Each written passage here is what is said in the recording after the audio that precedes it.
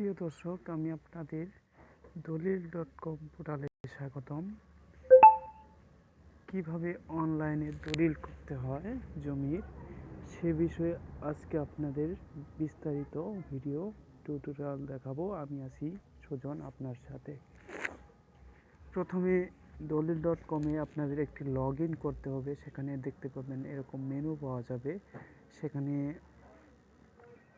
Registration প্রক্রিয়া, ফি scale করা, সর্বনিম্ন বাজার মূল্য, অনলাইন দলিল প্রস্তুত, নমুনা ফর্ম, ফিসের হার, তালাশ নকল, আইন বিধি, দলিল পরিচিতি, রেজিস্ট্রেশন, জরিপ এবং খতিয়ান নামজারি, উত্তরাধিকারী, দলিল সংক্রান্ত, দলিল সংবাদ, দলিল লেখক, এই সমস্ত তথ্য পেয়ে যাবেন। প্রথমে আপনারা নতুন দলিল প্রস্তুত করতে চাইলে অনলাইন দলিল প্রস্তুত এই জায়গায় ক্লিক করবেন। সেখানে ক্লিক করার পর একটি মেনু আসবে। সেখানে একটি ড্যাশবোর্ড পাবেন। এই ড্যাশবোর্ডে আপনি আমার দলিল এবং নতুন দলিল সমস্ত তথ্য এখানে দেওয়া রয়েছে এবং তার নির্দেশিকা ভিডিও টিউটোরিয়াল দেখতে পাবেন। প্রথমে আপনার লগ ইন করতে হবে। সেটা আপনি নতুন দলিল প্রস্তুত ক্লিক করার পর আমি প্রোফাইলটা আমার লগ ইন করা আছে, এই জন্য আমি আপনাকে দেখাচ্ছি। সেটা লগ আউট করে দেখাচ্ছি কীভাবে করতে হয়। যেমন প্রথমে যদি কেউ লগ ইন করা থাকে তাহলে সেখানে নাম, ইউজার আইডি দিয়ে আপনি লগ ইন করবেন, অথবা যদি না থাকে তাহলে রেজিস্ট্রেশন করবেন। রেজিস্ট্রেশন এখানে ফোন নম্বর, ইমেল, পাসওয়ার্ড দিয়ে রেজিস্ট্রেশন করার পর সম্পূর্ণ আপনার অপশনটি পেয়ে যাবেন। সেই হেতু আপনারা লগ ইন করবে না। আমরা যেহেতু অ্যাকাউন্ট আছে আমরা লগ ইন করছি।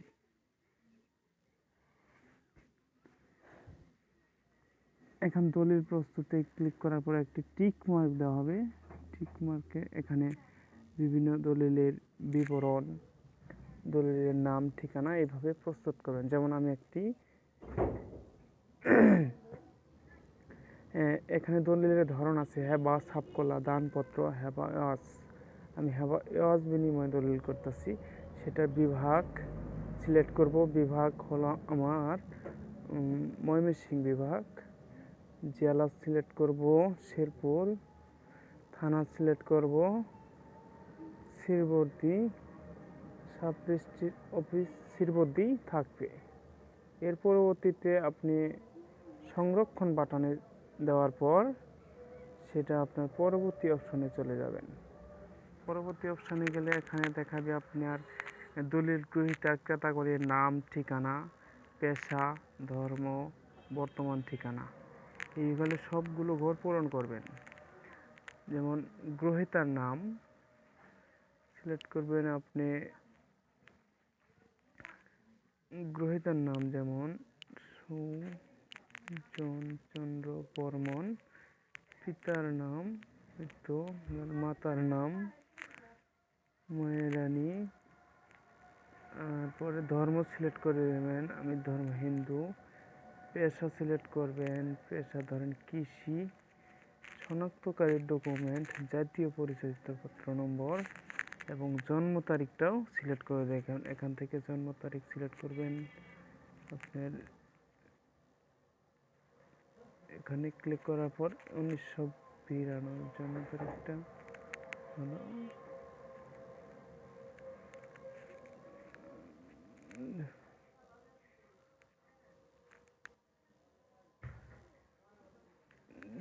জন্ম তারিখটা সিলেক্ট করে দেবেন। দেওয়ার পর আপনার টিন নাম্বার যদি থাকে সেক্ষেত্রে আমি একটি টিন নাম্বার দিয়ে দিচ্ছি। যেমন জাতীয় পরিচয়পত্র নম্বর, এখানে জাতীয় পরিচয়পত্র নাম্বার দিয়ে দিচ্ছি। স্থায়ী ঠিকানা, যেমন বর্তমান ঠিকানা স্থায়ী ঠিকানা একই, তাহলে বর্তমান ঠিকানা স্থায়ী ঠিকানা অনুরূপ। তারপর আপনি সংরক্ষণ বাটনে, যেমন আমি একটা জেলা নির্বাচন করবেন। জেলা যেমন আমার শেরপুর, যেমন এখানে শেরপুর। থানা চলে আসছে ঝিনাইগাতি। ডাকঘর লিখে দেবো আমি আয়নাপুর। হোল্ডিং নাম্বার লিখে দেবো, এটা হোল্ডিং নাম্বারে একটা এই হোল্ডিং নাম্বার। তারপর আবার সংরক্ষণ বাটনে দেবেন। দেওয়ার পর আপনাকে একটি মেনু দেখাবে। এরপর গ্রহীতার তথ্য দেওয়ার পর পরবর্তীতে আপনি দাতার তথ্য সংযোজন করুন, বিক্রেতা এবং দাতার নাম। যদি জমিটি প্রতিষ্ঠান হয় সেটা প্রতিষ্ঠান সিলেক্ট করবেন, আর যদি না হয় সেটা টিকমার্ক উঠিয়ে দেবেন। তাহলে প্রথমে দিবেন দাতার তথ্য, নাম দিবেন দাতার তথ্য, যেমন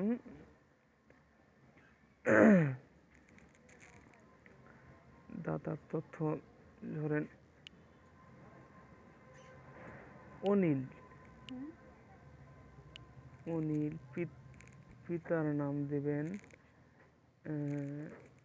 লঙ্কেশ্বর, মাতার নাম দিবেন সুখবাসী এবং ধর্ম নির্বাচন করবেন, যেমন হিন্দু। পেশাও সিলেক্ট করে দেবেন, সেখানে পেশা উঠে আসবে। এখানে কৃষি, আইনজীবী, সরকারি চাকরিজীবী দিয়ে দিলাম। নির্বাচন শনাক্তকরণ, যেমন জন্ম সনদ, সেখানে জন্ম সনদ নাম্বারটা আমি দিয়ে দিলাম। তারপর জন্ম তারিখটা দিয়ে দিবেন, যেমন দাতার তথ্যটা এখানে 1998 জন্ম তারিখ দিয়ে দিলেন। সেখানে দেওয়ার পর আবার জেলা নির্বাচন করবেন, জেলা যেমন শেরপুর, একই যখন শেরপুর, থানা ওনার থানা শিরবদ্দি, ডাকঘর যেমন দহের পাড়,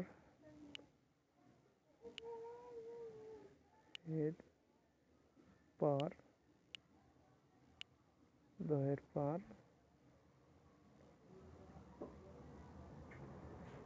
হোল্ডিং নাম্বার যদি থাকে দিবেন, না থাকলে দেওয়ার দরকার নেই। বর্তমান ঠিকানা অনুরূপ আপনি এইখানে প্রতিনিধির তথ্য, প্রতিনিধি যদি অভিভাবক হয়ে থাকে সেখানে অভিভাবকের তথ্য দিয়ে দিবেন, যেমন তার সম্পূর্ণ ঠিকানা এইভাবে দিয়ে দিবেন।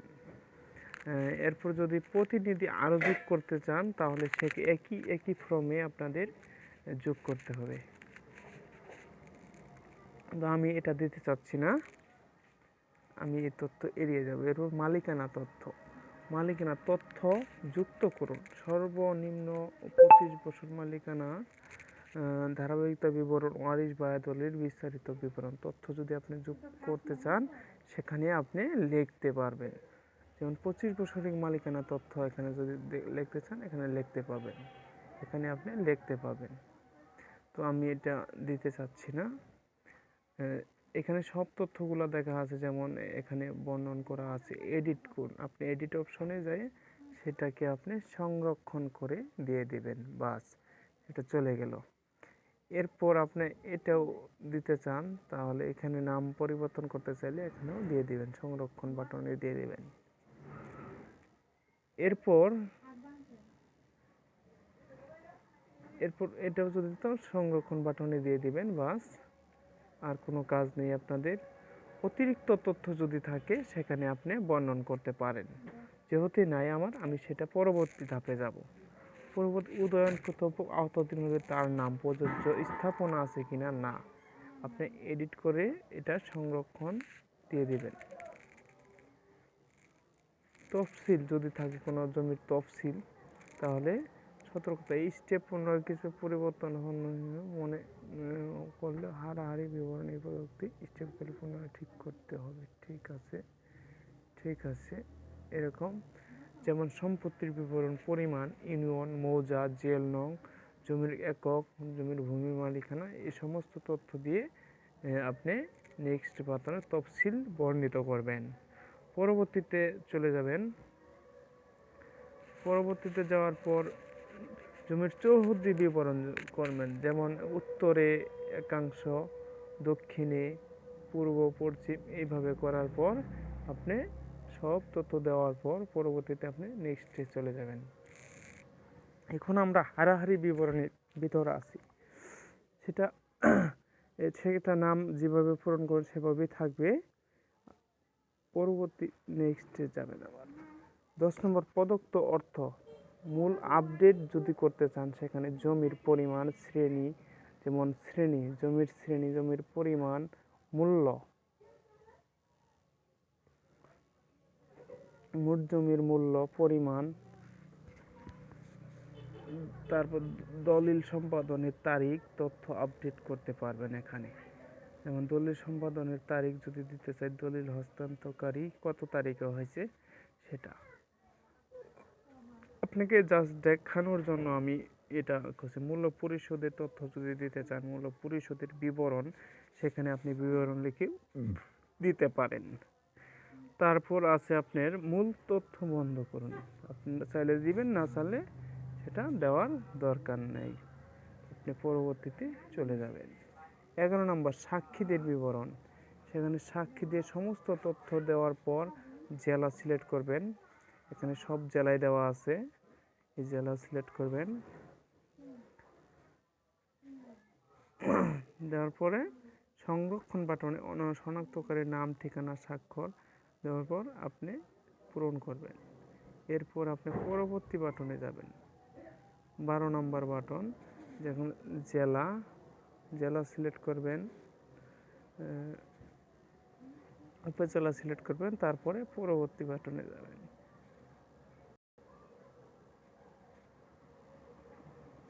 যেমন আপনি এখানে আমি যেহেতু কোনো কিছু পূরণ করিনি, সেহেতু এই ধাপে লাস্ট ধাপে প্রতিনিধি যুক্ত করলে এইভাবেই জমির দলিল সংযোজন করতে হয়।